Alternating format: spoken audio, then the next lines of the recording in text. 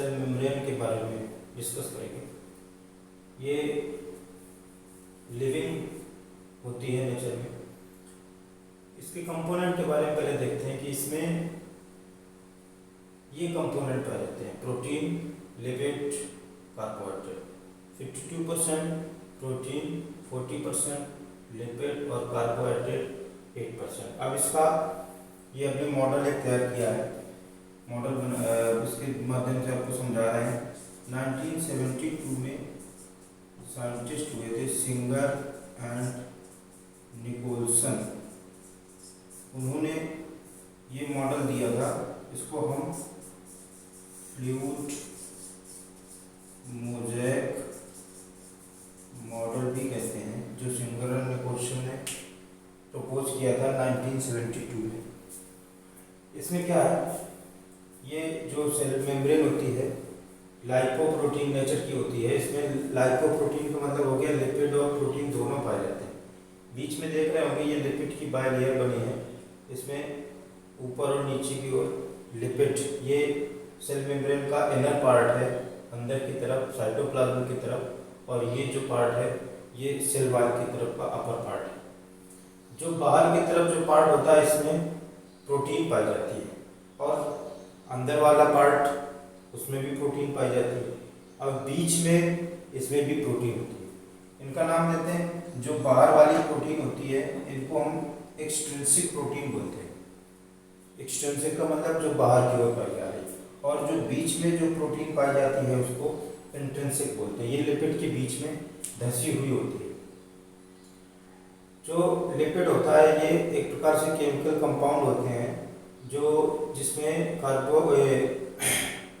Fat, vitamin ये सभी पाए जाते हैं। इसी में इनबिल्ड होते हैं, ये इंक्लूड होते हैं, और ये प्रोटीन उसमें नहीं होता है लिपिड में। अब इसमें देख रहे होंगे ऊपर ये खूंटी की तरह जो ऊपर संरचना दिखाई दे रही है, लिपिड के हेड से जो जुड़ी है उसको हम ग्लाइकोलिपिड बोलते हैं, और जो प्रोटीन के हेड से जुड़ी है उसको हम ग्लाइकोप्रोटीन बोलते हैं। ग्लाइको वर्ड का मतलब है कार्बोहाइड्रेट। ये केवल इतने पार्ट होता है सेल मेम्ब्रेन में जिसमें कार्बोहाइड्रेट पाया जाता है। ये खूंटी है, इसको दोनों को मिलाकर के ग्लाइकोकैलिक्स बोल देते हैं। कैलिक्स का मतलब खूंटी होता है। ये रिकॉग्निशन का काम करते हैं, कोई भी चीज़ को पहचानने का काम करते हैं। और सबसे बड़ी बात, ये सेल मेम्ब्रेन की तरफ, सेल वॉल की तरफ होते हैं, बाहर की तरफ। ये अंदर की तरफ ये ग्लाइकोकैलिक्स नहीं पाई जाती। ये हमारा जो फ्लूइड मोज़ेक मॉडल था, इन्होंने फ्लूइड मोज़ेक मॉडल दिया था सिंगर एंड निकोलसन ने। ये लिपिड बाई लेयर, लिपिड की 2 लेयर होती हैं, जिसमें बीच बीच में प्रोटीन होती है, धसी हुई होती है। ये मॉडल हो गया। इसको हम लाइपोप्रोटीन इन नेचर में जो सेल वॉल होती है, सेल मेम्ब्रेन होती है, उसको हमने ये समझा एक मॉडल के द्वारा। अब इसका फंक्शन भी देख लेते हैं, सेल मेम्ब्रेन के क्या क्या फंक्शन होते हैं, क्या क्या काम होते हैं। सबसे पहले इसका काम देखते हैं। जो इसके जो ये ग्लाइकोकैलिक्स, ग्लाइकोप्रोटीन और ग्लाइकोलिपिड के रूप में है, वो एक्चुअली में क्या है, तो ग्लाइकोकैलिक्स जो है वो एक प्रकार से अभी मैंने बताया कि रिकॉग्निशन का काम करते हैं, इसलिए उसको हम ईयर एंड आई भी बोल सकते हैं। ग्लाइकोकैलिक्स जो है ईयर और आई की तरह एक्ट करते हैं सेल में। ये ग्लाइको पार्ट जो है कार्बोहाइड्रेट पार्ट है, जो रिकॉग्निशन सेंटर का काम करता है। लिपिड के बारे में बताया, लिपिड क्या होता है, केमिकल सब्सटेंस होता है एक प्रकार से, जिसमें प्रोटीन इंक्लूड नहीं होती है, बाकी विटामिन्स और फैट और ये सभी चीज़ें उसमें पाई जाती हैं। ये हम सेल मेम्ब्रेन का इतना स्ट्रक्चर। अब इसके बाद सेल को बहुत आगे नहीं बढ़ाते हैं। इसके बाद ये हमारा जो लिविंग मैटर था, हमने पहले शुरू में पढ़ा था, उसमें सेल मेम्ब्रेन था और प्रोटोप्लाज्म। अब प्रोटोप्लाज्म क्या है, protoplasm nucleus plus cytoplasm is equal to protoplasm. ये जो सेल के अंदर पूरा जो गाढ़ा डेंस मैटर होता है लिक्विड, उसको हम प्रोटोप्लाज्म बोलते हैं। अगर उसमें हम न्यूक्लियस को निकाल दें तो उसके बाद जो बाकी मैटर बचता है उसको साइटोप्लाज्म बोलते हैं। उसके अंदर सेल ऑर्गेनील्स काफ़ी मात्रा में अंदर पाए जाते हैं। अब धीरे धीरे सभी सेल ऑर्गेनील्स के बारे में हम डिस्कस करेंगे। तो न्यूक्लियस को हम बाद में डिस्कस करते हैं, उसके पहले अब बाकी सेल ऑर्गेनील्स के बारे में हम देख लेते हैं। अब सेल मेम्ब्रेन का जो फंक्शन है, सेल मेम्ब्रेन का फंक्शन इसका मेन फंक्शन तो एक ये कि ये ट्रांसपोर्ट का काम करता है। मेम्ब्रेन ट्रांसपोर्ट में कोई भी चीज़ इसमें अंदर आनी है या कोई भी चीज़ सेल से बाहर जानी है, इसका मेन काम सेल मेम्ब्रेन का होता है। ये सिलेक्टिव परमिएबल नेचर की होती है और ये कोई भी चीज़ को अंदर और बाहर आने में मदद करती है। दो वर्ड आते हैं कि एंडोसाइटोसिस और एक्सोसाइटोसिस। वर्ड का मतलब समझ लेते हैं, ये भी सेल मेम्ब्रेन से रिलेटेड है। एंडोसाइटोसिस का एंडो का मतलब हो गया अंदर की ओर और एक्सो का मतलब हो गया बाहर की ओर। तो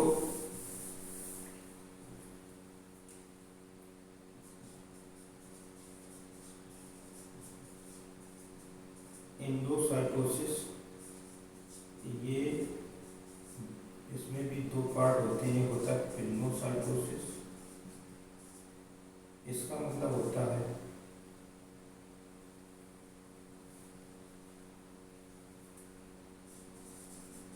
सेल ड्रिंकिंग। जब सेल कोई लिक्विड मैटर को बाहर से अपने ओर लेती है उसको हम पिनोसाइटोसिस बोलते हैं। और दूसरा होता है फाइगोसाइटोसिस। फाइगोसाइटोसिस में क्या होता है, इसको हम कह सकते हैं कि सेल ईटिंग। जब कोई सॉलिड मटेरियल सेल अंदर लेती है उसको हम फाइगोसाइटोसिस बोलते हैं। दूसरा होता है एक्सोसाइटोसिस। एक्सोसाइटोसिस का मतलब हो गया कि सेल वोमिटिंग। जब सेल कोई भी चीज़ बाहर करती है, जैसे एक सेल ऑर्गेनेल जो होता है प्लांट सेल में पाया जाता है वैक्यूल। तो वैक्यूल क्या करता है कि कोई उसको डस्टबिन भी एक प्रकार से बोलते हैं। जो भी कोई चीज़ें होती हैं सेल में आ जाती हैं तो उसको सब बाहर निकालने का काम करती है। तो वो ये एक्सोसाइटोसिस के कारण होता है, जो सेल के बाहर डस्टबिन सेल के बाहर जितना भी वेस्ट मटेरियल है उसको बाहर निकालती है, ये एक्सोसाइटोसिस। अब हम सेल ऑर्गेनील्स देखते हैं इसके। सबसे पहले हम सेल ऑर्गेनील्स में बात करते हैं प्लास्टिड के बारे में। न्यूक्लियस को हम बाद में बताएंगे, पहले मेन सेल ऑर्गेनील देख लिए थे। सेल ऑर्गेनील में सबसे पहले प्लास्टिड जो सेल ऑर्गेनील होता है, ये सेल का सबसे बड़ा ऑर्गेनील होता है, सबसे बड़ा ऑर्गेनील माना जाता है।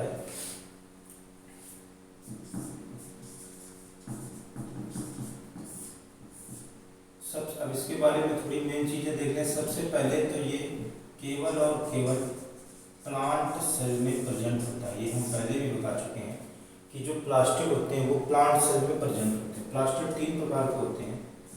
पहला होता है leucoplast, chromoplast, chloroplast. Leucoplast, leuco का मतलब है ल्यूकास से ये वर्ड लिया गया है। ल्यूकोप्लास्ट, ल्यूकास का मतलब होता है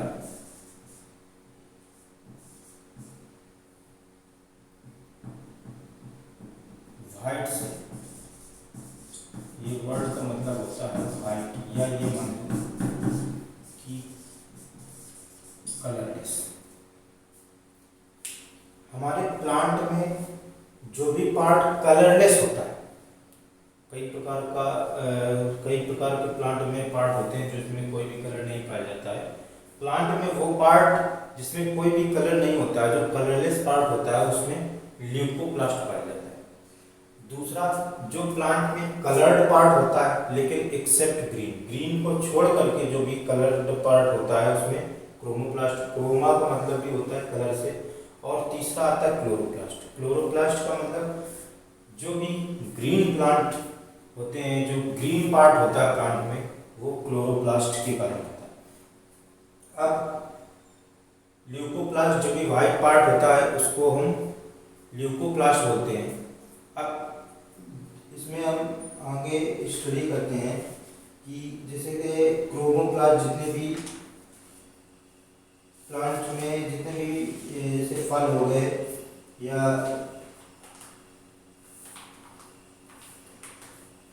जितने भी पार्ट हो गए, तो जो कलर्ड पार्ट, जो फूल हो गए, फ्लावर हो गए, वो क्रोमोप्लास्ट के कारण उनकी जो जैसे पत्तियां होती हैं उसमें कोई रेड कलर की होती है, कोई पिंक कलर की होती है, ये क्रोमोप्लास्ट के कारण होता है।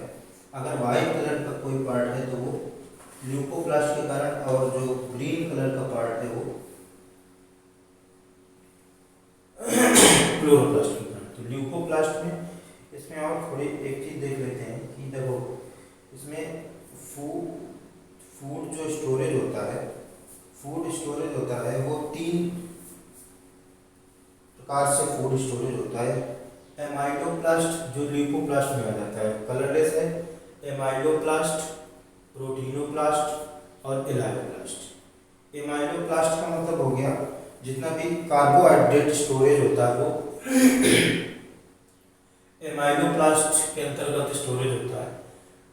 जितना भी फैट ऑयल पार्ट होता है वो एलायोप्लास्ट के अंतर्गत स्टोर होता है, और जो प्रोटीन पार्ट होता है वो प्रोटीनोप्लास्ट के अंतर्गत, ये कलरलेस पार्ट होता है और वो ल्यूकोप्लास्ट में स्टोर होता है। ये 3 प्रकार से होता है। उसके बाद हम क्रोमोप्लास्ट में देखते हैं, जैसा कि हमने बता चुके हैं कि क्रोमोप्लास्ट का मतलब है colored part except green in plant is called chloroplast. Yes, found in chloroplast. जैसे प्लांट में पेटल्स जो भी होती हैं, जब फ्लावर के पार्ट आते हैं उसमें सेपल पेटल, जो सेपल ग्रीन कलर का पार्ट होता है उसमें जो पेटल्स होती हैं रेड कलर की या कई प्रकार के जो अलग अलग कलर होते हैं वो क्रोमोप्लास्ट के कारण होता है। इसमें और एक चीज देखते हैं कि क्रोमोप्लास्ट में देखो red colour in chilli, chilli का जो रेड कलर होता है और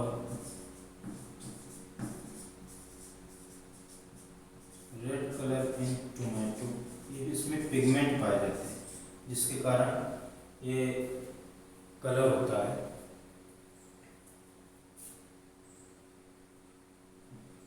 रेड कलर इन चिली ये कैप्साइसिन नामक पिगमेंट पाया जाता है, और जो टमाटर में रेड कलर होता है वो लाइकोपीन पिगमेंट के कारण पाया जाता है।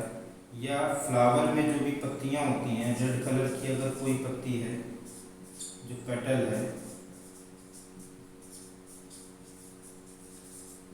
ये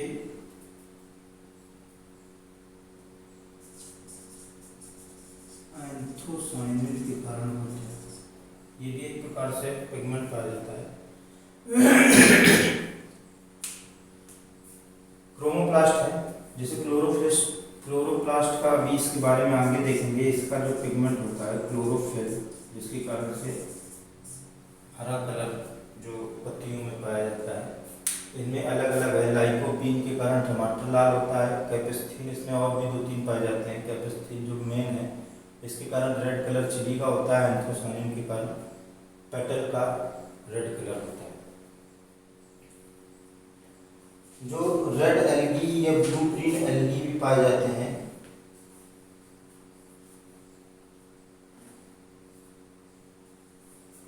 रेड एल्गी में भी क्रोमोप्लास्ट के रूप में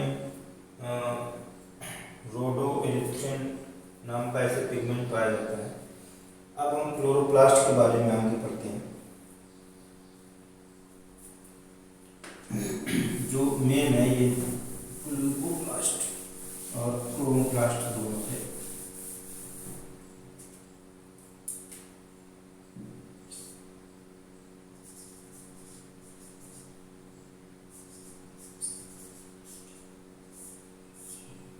सबसे पहले तो क्लोरोप्लास्ट, जैसे बताया मैं कि ग्रीन कलर जो भी पाया जाता है वो क्लोरोप्लास्ट के कारण है।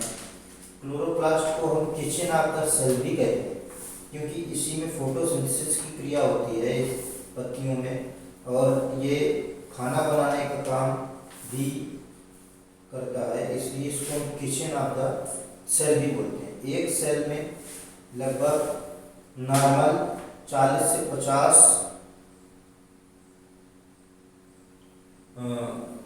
क्लोरोप्लास्ट पाए जा सकते हैं। तो पहले हम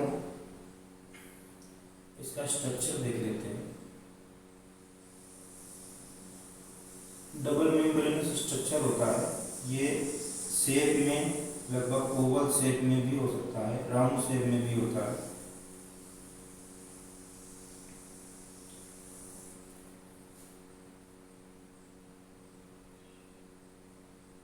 इसके अंदर ये थैलेकॉइड पाया जाता है।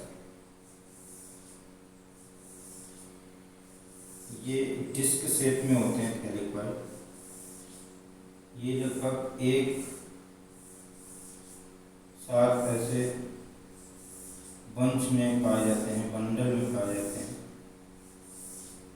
एक बंडल को पूरे को उसको हम ग्रेनम बोलते हैं। एक को अब इसी प्रकार से कई ग्रेनम पाए जाते हैं, उसको ग्रेना बोल देते हैं फ्लोरल वर्ड में। और इसमें जो एक ये होता है इसको हम थैलेकॉइड बोलते हैं। इस थैलेकॉइड में अंदर क्लोरोफिल जो पिगमेंट होता है वो पाया जाता है। एक थैलेकॉइड में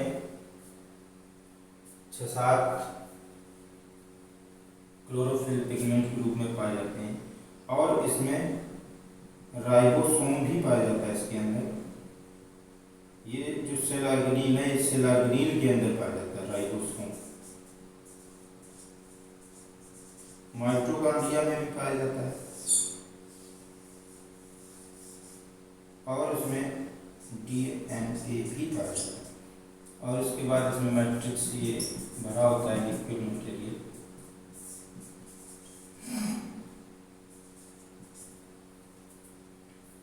इसका काम,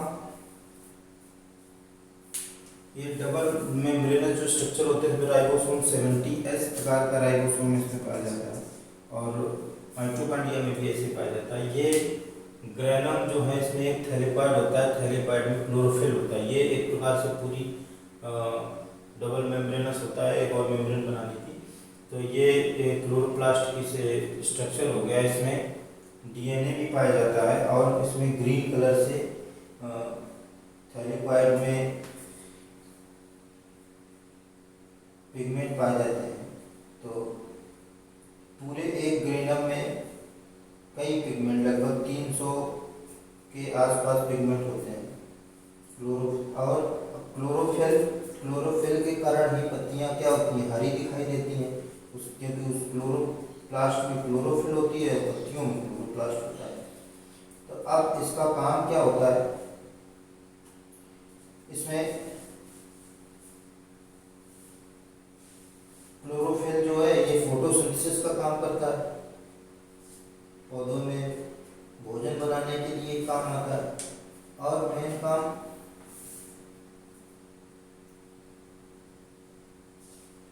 जो क्लोरोफिल है, क्लोरोफिल के बारे में थोड़ा देख लेते हैं कि क्लोरोफिल ये एक पायरोल रिंग स्ट्रक्चर होता है। इसमें बीच में मैग्नीशियम मेटल पाई जाती है।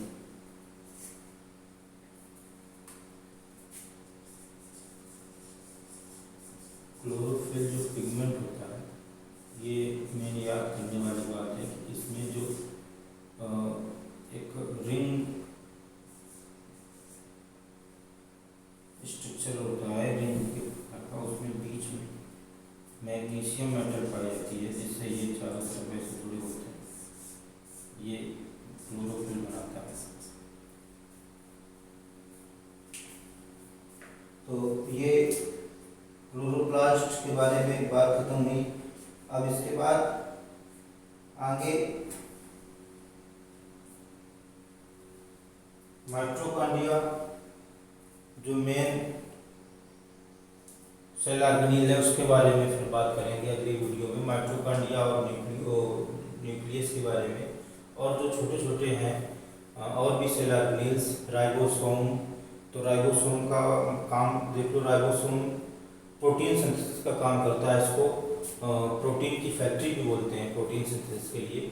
उसके बाद जब न्यूक्लियस पढ़ेंगे, उसके न्यूक्लियस में उसकी जो न्यूक्लियस की जो मेम्ब्रेन होती है उससे एंडोप्लाज्मिक रेटिकुलम जुड़ा होता है। ER दो प्रकार का होता है, एक SER यानी कि स्मूथ एंडोप्लाज्मिक रेटिकुलम, और दूसरा होता है रफ एंडोप्लाज्मिक रेटिकुलम। तो रफ जिसमें राइबोसोम चिपका हुआ होता है उसको हम रफ एंडोप्लाज्मिक रेटिकुलम बोलते हैं, जिसमें राइबोसोम नहीं होता है उसको हम SER यानी स्मूथ एंडोप्लाज्मिक रेटिकुलम बोल देते हैं। उसके बाद गाल्गी बॉडीज आती हैं, तो धीरे धीरे इनका केवल हम फंक्शन देख लेंगे आगे। और क्या है, बस माइटोकॉन्ड्रिया और न्यूक्लियस को थोड़ा और देख लेंगे ये। उसके बाद ये चैप्टर लगभग ख़त्म होने की कगार पे आएगा। उसके बाद 2-3 जो वर्ड है बाद में भी देखते हैं होंगे। तो अगले वीडियो में मिलते हैं, तब तक के लिए।